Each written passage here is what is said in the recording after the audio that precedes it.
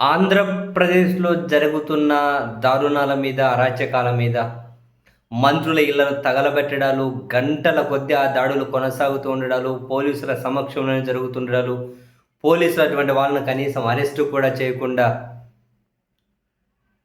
చూస్తూ ఉండడాలు, బాధితుల మీద కేసులు పెట్టడాలు, బాధితుల్ని అరెస్ట్ చేసి జైలుకు పంపడాలు. వీటి మీద వైఎస్ఆర్ కాంగ్రెస్ పార్టీ వాళ్ళ ఎంపీలు ఢిల్లీలో పార్లమెంటు ముఖద్వారం వద్ద కూడా ప్లకార్డులు పట్టుకొని నిరసన వ్యక్తం చేస్తూ ఉన్నారు. యాక్చువల్గా పక్క రాష్ట్ర ఎంపీలు ఉంటారు కదా, పోవాలి అవేంటివని చూడాలి. తర్వాత మన ఎంపీలను అడుగుతున్నారట, ఏంటి ఏం జరుగుతుంది అని. మన దగ్గర ఎంపీలు ఫోన్లు ఇంకా ట్యాబులు ఉంటాయి కదా, ఇందులో ఏం జరుగుతున్నాయో కొన్ని వీడియోలు చూపెడితే జోగి రమేష్ గారి ఇంటి దగ్గర పెట్రోల్ పంప్ విసిరేసే వీడియో, ఆడ దాడి చేస్తున్న వీడియో, పోలీసులు ఆ టీడీపీ శ్రేణులు కలిసి వచ్చి దాడి చేస్తుండడం, పోలీసులు వాటిని ఏదో చూస్తూ చూడుకుంటూ ఏదో పక్కన వాళ్ళు ఆపనట్లు మొత్తం మీద వాళ్ళతో కలిసి వస్తున్నారు పోలీసులు. ఆశ్చర్యం అనిపించింది. పోలీసుల సమక్షంలోనే జరుగుతూ ఉన్నాయి ఇవన్నీ. చూసి ఈ ఒక వైసీపీ ఎంపీ తోటి ఉత్తరప్రదేశ్కి చెందినటువంటి ఒక బీజేపీ ఎంపీని అన్నాడు. ఉత్తరప్రదేశ్కి చెందిన బీజేపీ ఎంపీ ఫిల్మ్ షూటింగ్ క్యా అన్నాడట. అంటే సినిమా షూటింగ్ ఏమైనా జరుగుతూ ఉందా, సినిమా షూటింగ్ అయ్యేది అని. మంత్రులుగా పనిచేసిన వాళ్ళ మీద, ఇళ్ళ మీద ఈ స్థాయిలో పోలీసుల సమక్షంలో, పోలీసులు లేనప్పుడు అంటే ఒక రకంగాని, పోలీసుల సమక్షంలో ఇలా జరుగుతూ ఉందా అని. అంటే ఒక ఎంపీ అని కాదు, పక్క రాష్ట్ర ఎంపీలు కూడా వీళ్ళు ఇక్కడ వైసీపీ ఎంపీలు నిరసన వ్యక్తం చేస్తున్నారు, వెళ్ళి చూస్తున్నారు. ఎంపీలు అడుగుతారు కదా, ఏంటి ఏం జరుగుతుంది, ఎందుకు నిరసన అని చెప్తారు కదా, చూపిస్తే ఆశ్చర్యపోతున్నారట. ఏంటి ఆంధ్రప్రదేశ్లో మనం ఇంత దారుణంగా ఎప్పుడు వినలేదు, చూడలేదు అని చెప్పి పక్కన ఒక కర్ణాటక ఎంపీ అన్నట్టు ఆంధ్రప్రదేశ్ కూడా చాలా ఎదిగిపోయింది అయితే అని.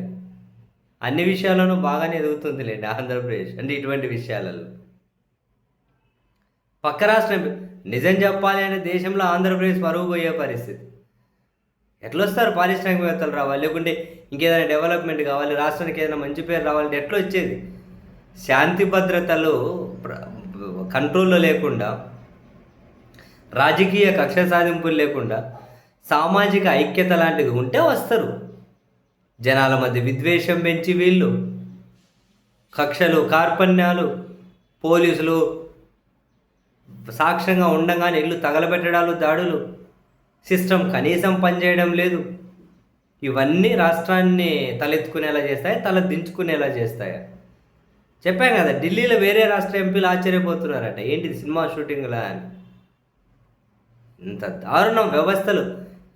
కనీసం ఎక్కడైనా దాడులు జరిగితే మొహమాటానికైనా పాలకులు, ప్రభుత్వ పెద్దలు ఏమన్నా వాళ్ళు, లేదు చట్టం కఠినంగా స్పందిస్తుంది, ఇటువంటివి మా ప్రభుత్వంలో చోటు లేదు, మేము ఇటువంటివి సహించాం, పోలీసులకు ఆదేశాలు ఇచ్చాం, కఠిన చర్యలు తీసుకుంటారు, ఏదో ఒక సినిమాటిక్ మాట్లాడేవాళ్ళు. వాళ్ళకు అనుసరణలో జరిగినా కూడా ఇప్పుడు అంతా లేదు. బరి తెగింపు ఓపెన్. అవును, దాడులు చేస్తాం, ఎంతకో 4 దాడులు చేస్తాం, మేము ఇంకా దాడి చేశామంటే మీ అధినేత ఆస్తులు అమ్ముకోవాలి, పరామర్శ దారి ఖర్చులకు రావాలంటే ఓపెన్గానే. అసలు వీళ్ళకి అర్థమవుతుందా ప్రజాస్వామ్యం అంటే? వీళ్ళకి అర్థమవుతుందా అసలు ఏంటి చట్టాలు, రాజ్యాంగాలంటే? అయ్యమ్మా, అసలు ఏమైనా రాచరికమా? వీళ్ళు ఏమైనా త్వరలో ప్రకటించేయబోతున్నారా? జమీందారీ వ్యవస్థను, నియంత్రిత వ్యవస్థను ఆంధ్రప్రదేశ్లో వీళ్ళు ఏమైనా ప్రకటించేయబోతున్నారా?